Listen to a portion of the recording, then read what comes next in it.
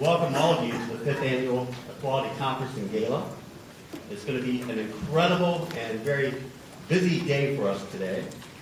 We have our largest conference ever with over 430 registered guests. How about that?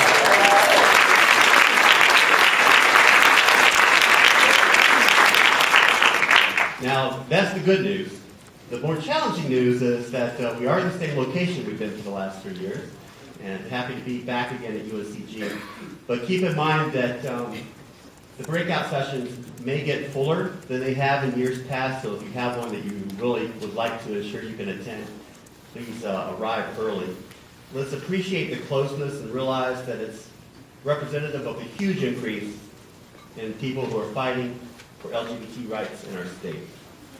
I would like to thank all of our sponsors. There will be throughout the day and in your program guide videos with the names of all the sponsors, and again, they are listed in the program as well. They have been so fantastic in supporting this conference and gala, and I'd like to get a big round of applause for them as well.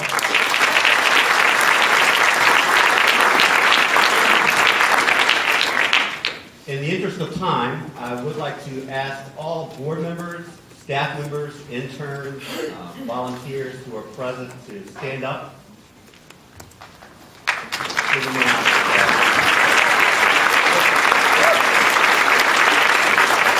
appreciate all that you do for equality, not only for this conference and gala, but throughout the year. Now, I have a few announcements I want to make. One, there are gender-neutral restrooms that are available outside of the Code Ballroom, and single-stall restrooms are available around the corner to the right after you leave the auditorium area. Please remember, if you are tweeting about the day, to use the, and I hope I get this right, ENCF11 hashtag. I'm not a tweeter, so I'm just doing what they told me to say. That sounds right, we're in good shape. We have some amazing people today that are capturing all the events on camera. I'd like to please welcome Eric Peterson, who is who's our favorite filmmaker, and our favorite photographer, Amy Crow Bennett.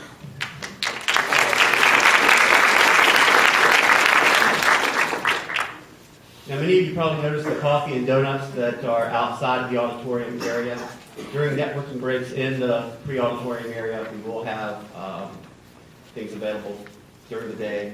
If you need anything today, please check at the registration area, which is where you got your name tags and whatnot when you first came in, or talk with anyone who has staff or volunteer on their name tag, and they'll be able to help you out. I do want to make sure, especially that the students are aware there's a special student caucus that will be held from 5:30 to 6:30 in the Maple Room, and all students are welcome to attend that. And finally, I just want to say thanks again to all of you for attending. We're so glad to have you here. Don't forget to turn in your evaluations at the end of each session, including this session, to our volunteers, so we can make improvements as we go along from year to year. And again, thank you for coming. It is my pleasure now to introduce to you, for his first public appearance after 3 weeks in North Carolina, the new Executive Director of Equality North Carolina, Stuart Campbell. And with him is Alex Miller, who's a lobbyist and has been a lobbyist for Equality NCA in the past. Did a fantastic job holding the ship steady as interim Executive Director while the search was being done, and also is serving as co-chair of the coalition that will be working towards fighting the amendment. So let's give a big round of applause for Stuart Campbell.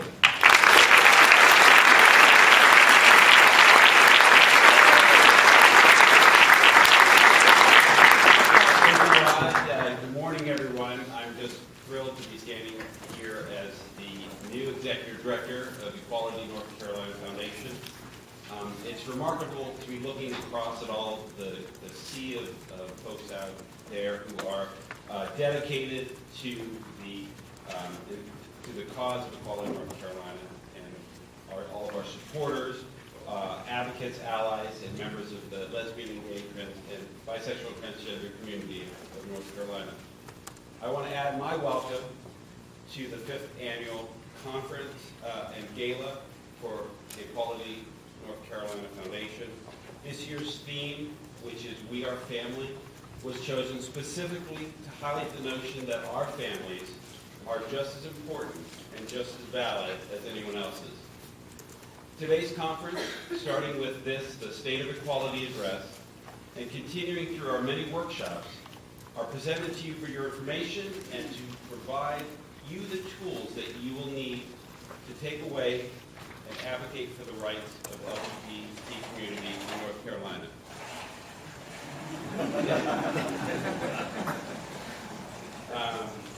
I know that most of you are anxious to learn about the campaign and the ballot amendment and what's being done so that we can win the vote on that.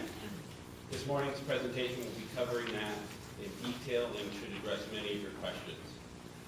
For those of you that have been here in years past, you may notice that this morning's State of Equality Address will be presented in a slightly different manner. First off, it's going to be a tag team operation. As Rod mentioned, Alex Miller is going to be here. He's ENC's former interim executive director. He's going to join me to cover the part about the legislative fight, which I was not here to witness. Second, there's going to be no PowerPoint. You probably got put in. So it's just going to be me and Alex. And third, it will be essentially devoted to one topic, and that's the amendment fight. To start with that discussion, I want to turn it over to Alex Miller so he can give you all an update on what happened during the legislative portion of the fight. So, Alex?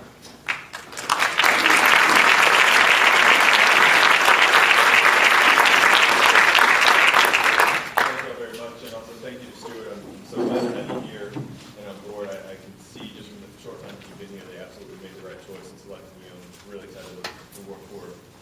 Looking forward to you on this amendment fight going forward.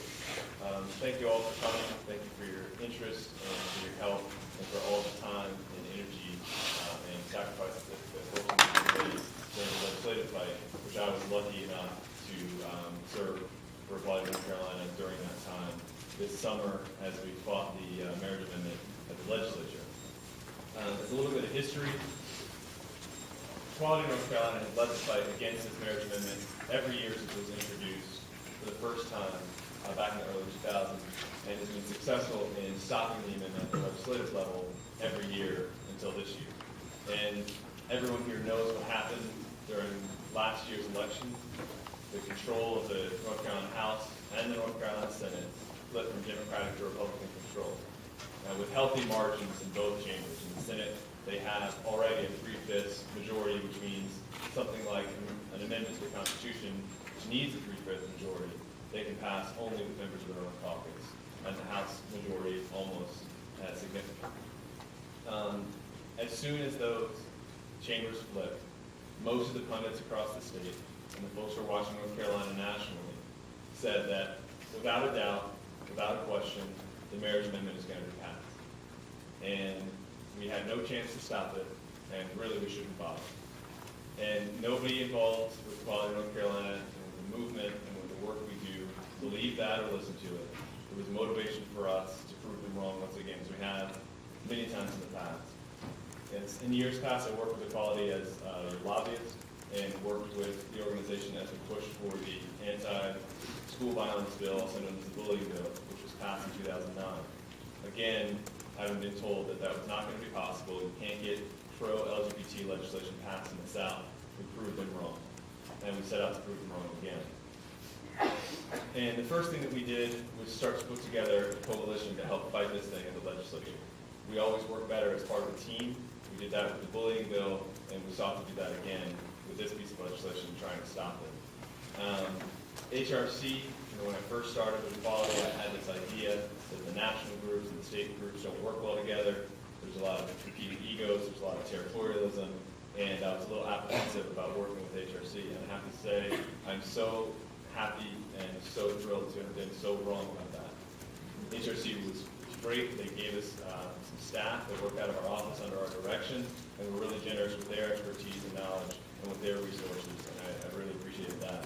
And there's also a lot of groups around the state and individuals who care about LGBT rights, who care about this amendment, who maybe represent different constituency in different parts of the state, but sometimes Equality isn't able to be fully present the way we'd like to in those areas. And so Get Equal, Coalition for Southern Equality, P flags across the state, Faith in America, and individuals and faith leaders and business leaders from all over the state came together to try to stop this amendment and really put a strong effort forward.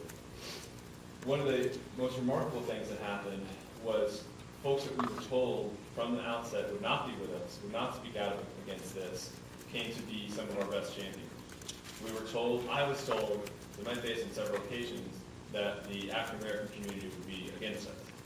I don't know why that belief is there, but that was the presumption, the stereotype, and as everyone knows, the state chapter of the NAACP and Reverend Barber not only came out strongly against the amendment, sent a letter to every legislator and to every paper with a very strongly worded, denouncing this legislation, what it stands for, what it means.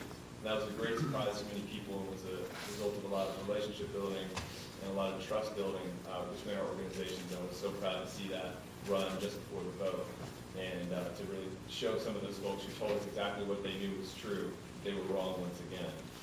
The other group that we were told wasn't going to help us was the business community. Folks don't want to get involved. You've got a business-friendly legislature now that nobody's going to want to stir the pot or make themselves a target.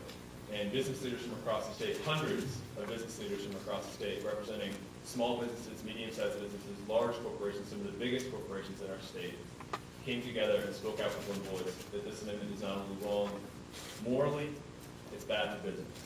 It sends the wrong signal about our state. It sends the wrong signal to the other states and to the other companies that are looking maybe to move to North Carolina or invest in this state that we're not welcome to involve in, that we don't want to have all employees come here.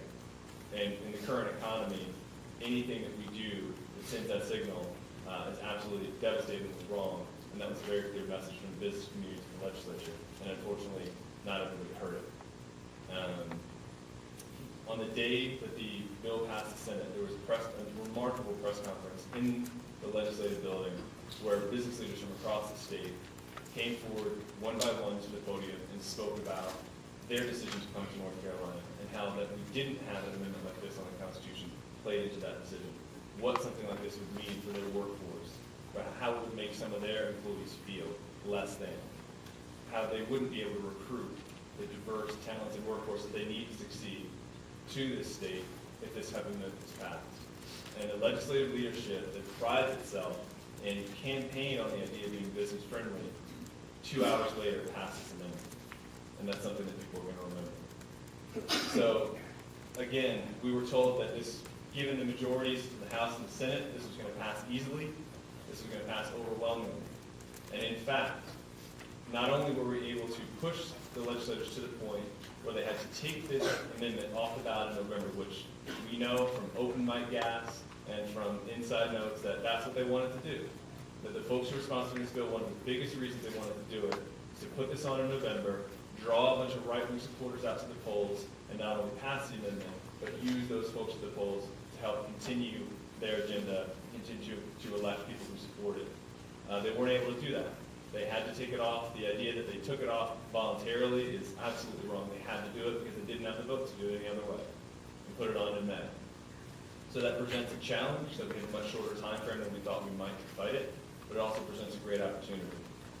Those of you who have been watching the presidential spectacle that's been going on, there's 3 things I want to say about that.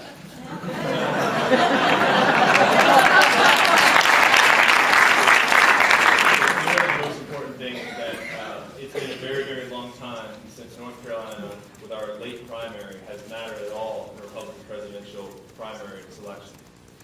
Almost every year that there's a Republican presidential primary, they know who their nominee is and have known for weeks by the time it comes around to North Carolina. So the idea that having this on during a Republican primary is going to draw out a bunch of folks, and again, we're being told we have no chance. I just love hearing them.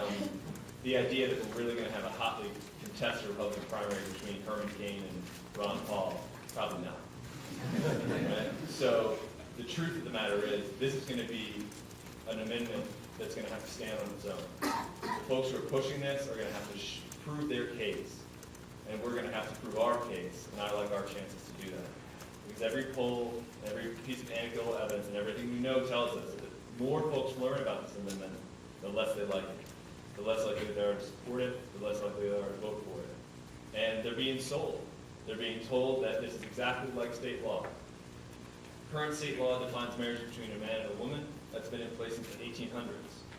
They put it in place back then because polygamy was the issue of the day.